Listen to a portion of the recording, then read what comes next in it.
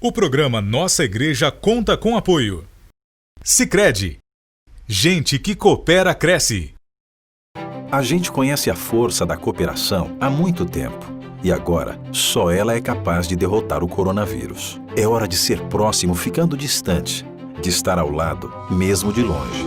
Por isso, fique em casa o máximo que puder. Lave bem as mãos e use elas para falar com a gente pelo telefone, internet banking ou aplicativo. E se nossas agências estiverem fechadas, lembre que a nossa parceria está sempre aberta. Porque gente que coopera, cuida.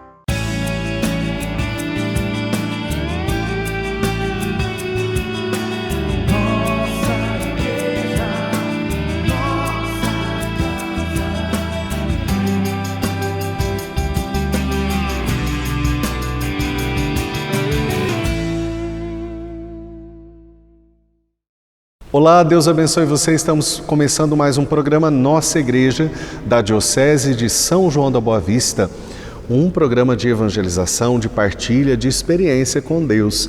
E olha, neste programa, no programa de hoje, nós queremos falar sobre os terços juninos, sobre essa devoção no mês de junho que acontece aos santos juninos e esse costume, essa tradição de rezar os terços. Tem gente que fala terço junino, tem gente que fala terço caipira, uma festa na roça, como se diz, mas para lembrar, muitas vezes é para lembrar este contexto, rural que muitos de nós viemos e essa experiência com Deus de um amor devocional, mas profundo e sincero. Para que a gente possa viver bem, vamos rezar. Em nome do Pai, do Filho e do Espírito Santo. Amém. Pai nosso que estais nos céus, santificado seja o vosso nome. Venha a nós o vosso reino, seja feita a vossa vontade, assim na terra como no céu. O pão nosso de cada dia nos dai hoje. Perdoai-nos as nossas ofensas, assim como nós perdoamos a quem nos tem ofendido. E não nos deixeis cair em tentação, mas livrai-nos do mal. Amém. Nós acabamos de rezar o Pai Nosso. Pai Nosso, Ave Maria, são as orações comuns do Santo Terço. O terço que é uma parte do rosário, que a gente diz que é como uma oferta de flores mesmo a Nossa Senhora. A oração do terço é rezada em diversos contextos e ocasiões. Dentre elas, a oração do terço é usada também como uma forma de oração, de devoção para os santos, para naqueles momentos tradicionais de oração em família, em tantas ocasiões que a gente vive. Por isso, nesse sentido e com esse contexto, nós queremos nos colocar em oração e nós queremos conhecer um pouco mais sobre a oração dos terços juninos que nós fazemos. Que esse momento possa acontecer na sua vida também. Por isso, vamos conhecer um pouquinho mais sobre a oração do terço que nós rezamos, os terços tradicionais juninos. No mês de junho, a Igreja celebra a festa de 3 grandes santos: Antônio, dia 13, João Batista, dia 24 e Pedro, dia 29. Essas festividades, trazidas para o Brasil pelos colonizadores portugueses, ficaram popularmente conhecidas como festas juninas. Antes de assumir uma forma cristã, as festas juninas tiveram origem pagã no hemisfério norte, onde se festejava em junho o solstício de verão, para comemorar o início das colheitas. Com a expansão do cristianismo, elas foram ganhando novo significado e nova roupagem, tornando-se celebração da festa de São João, chamada de festa joanina, de João, e posteriormente junina, de junho. Nela, Santo Antônio e São Pedro passaram a ser também celebrados. Em nossa diocese, conversamos com o leigo Miguel Ângelo da Silva, pertencente à paróquia de Santana, em Vargem Grande do Sul, e nos contou um pouco sobre a experiência dos terços juninos nesta cidade. Nós temos aqui a orquestra de viola caipira da cidade que nos ajuda a rezar, e a comunidade de Santana, através das comunidades neocatecumenais, ajudam as pessoas das comunidades a rezarem. Fortemente, nós temos em torno de 13 a 15 terços na paróquia, diversos terços na cidade. Cada família se adequando ali às suas regularidades, porque tá um tempo difícil, mas todas elas tentam celebrar da sua maneira. Esse ano, infelizmente, não com muita gente, né? Mas com o mesmo vínculo, com o mesmo fervor que a gente sempre festeja. É uma tradição que não pode ser parada. Nós começamos no dia 13, né, com os terços, e vamos encerrar no dia de São Pedro. E no dia de São João, nós iremos reunir os terços das cidades, né, em comemoração também ao aniversário de 10 anos do Padre Antônio, que é da paróquia de Nossa Senhora Aparecida. Nós também nos reuniremos para fazer esse terço em honra a São João. Conto com a participação de todos, e se preciso for, estaremos juntos aí rezando por essa pandemia, para que tudo isso cesse e ano que vem a gente possa fazer uma festa ainda maior. Que bom conhecermos mais sobre os terços juninos. Tem um valor muito grande manter isso, não só como tradição, mas como meio de oração, de partilha.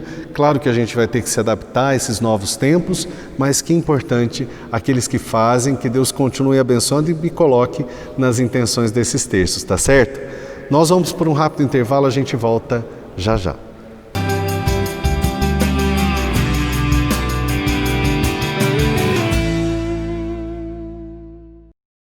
O programa Nossa Igreja conta com apoio. Sicredi. Gente que coopera, cresce. A gente conhece a força da cooperação há muito tempo. E agora, só ela é capaz de derrotar o coronavírus. É hora de ser próximo ficando distante, de estar ao lado, mesmo de longe. Por isso, fique em casa o máximo que puder. Lave bem as mãos e use elas para falar com a gente pelo telefone, internet banking ou aplicativo. E se nossas agências estiverem fechadas, lembre que a nossa parceria está sempre aberta. Porque gente que coopera, cuida.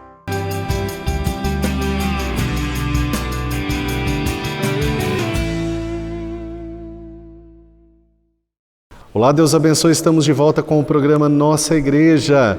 E o programa Nossa Igreja de hoje nós estamos falando sobre terços juninos, a devoção dos terços juninos. Se você reza o terço junino, manda para nós uma foto, manda para nós a partilha, para que a gente possa conhecer nos nossos diversos meios de comunicação, ou ainda você pode gravar um vídeo que nós colocamos em outra oportunidade aqui no programa, tá? Um vídeo rapidinho ali de 15 segundinhos, falando, olha, nós estamos rezando o terço junino aqui em família e nós somos igreja, aqui está Nossa Igreja, tá bom? Participe conosco. Nós vamos agora com muito carinho escutar, acompanhar a palavra, a mensagem de Dom Vilar. Solenidade de São Pedro e São Paulo, o primado. Hoje é a festa das duas colunas da Igreja. Pedro, discípulo de Jesus, escolhido como primeiro Papa. Hoje é o dia do Papa. E Paulo, o primeiro missionário que levou a Igreja ao mundo. Os dois retratam a Igreja discípula missionária. Esta festa é tão antiga que é anterior até a festa de Natal. Em Atos capítulo 12, Pedro é preso pelos chefes para agradar os judeus, com data marcada para morrer. Seu testemunho gera perseguição. A Igreja mostra unidade na oração por Pedro. E Deus se faz realmente presente na Igreja, ouvindo a oração e libertando Pedro. A 2 Timóteo, Paulo, preso, prestes a morrer, dá seu testamento espiritual. Ele é servidor do Evangelho e exemplo de cristão. Estou pronto, chegou a minha hora, combati o bom combate, terminei a corrida, conservei a fé e agora aguarda-me o prêmio dos justos. O Senhor esteve comigo, a Ele a glória. No Evangelho de Mateus, capítulo 16, Cristo dá a Pedro primado. O texto fala do papel de Pedro na Igreja. Primeiro, de Cristo, a sua identidade é dada por Pedro. Quem sou eu? Para os homens, Jesus é só um homem bom e justo. Para os discípulos, Jesus é o Cristo, o Filho de Deus, Messias esperado por Israel para libertar e salvar seu povo. É o Filho de Deus unido ao Pai. E, segundo da Igreja, o centro da unidade é Pedro. És a rocha sobre a qual edificarei minha Igreja. Rocha é a fé de Pedro e da comunidade. Jesus é Messias e Filho de Deus vivo. O poder da morte nunca o vencerá. Jesus garante a firmeza da igreja diante das forças do mal. O poder das chaves revela a missão de Pedro. Ele recebe as chaves do reino como primeiro a guardar a fé na sua integridade e a confirmar seus irmãos. A Pedro e a igreja é confiado o poder de atar e desatar, de interpretar as palavras de Jesus, de adaptar seus ensinamentos aos desafios do mundo e acolher os que aderem à proposta da salvação. A igreja é a comunidade dos discípulos que reconhecem Jesus como Messias, o Filho de Deus. Simão Pedro, pescador de Betsaida, se muda para Cafarnaum. Cristo passa a chamar Simão de Pedro. Sua missão é ser pedra da igreja, testemunha do sepulcro vazio, pois o ressuscitado lhe deu uma aparição especial. E depois da ascensão, com a direção da comunidade, decide abrir a igreja aos pagãos. Essa missão espiritual não o livra de fraquezas humanas, de seu caráter. Paulo até chega a contestar em Antioquia e convida a evitar as práticas. Enfim, Roma, o apóstolo torna o apóstolo de todos, em que a missão de pedra angular, reunido num só edifício, judeus e pagãos, ratifica a sua missão com seu sangue.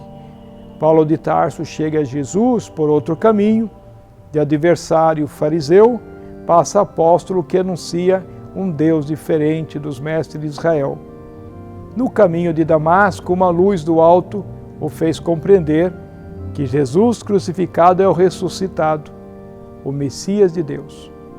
Torna-se então discípulo fiel e ardoroso, missionário que em suas viagens percorre o mundo, conhecido de então, pregando o Evangelho, fundando novas comunidades cristãs.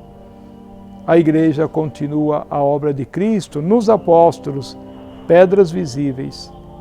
Pedro e seus sucessores receberam de Cristo especial poder e autoridade de sinal de unidade da Igreja que ele mesmo edificou.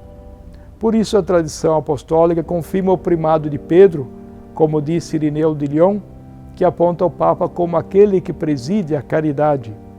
Rezemos hoje pelo Papa Francisco, que sempre nos pede orações. Rezemos para que seja fiel e zeloso pastor e guia da Igreja. Agradeçamos a Deus por sua vida, seu carisma e seu testemunho de discípulo missionário de Jesus Cristo. E que Deus abençoe a todos, em nome do Pai, e do Filho, e do Espírito Santo. Amém. Amém. Obrigado, Dom Vilar, pela sua palavra, pela sua mensagem sempre para nós e pela sua bênção. Que Deus o abençoe e proteja também. E que Deus abençoe e proteja também você que está nos acompanhando. Lembremos, aproveitemos esse tempo para valorizar as devoções, os terços, as novenas que fazem tanto bem para a nossa igreja e para todos que nos acompanham. Que Deus abençoe você sempre mais e te faça mais e mais feliz na fé. A gente volta semana que vem, se Deus quiser.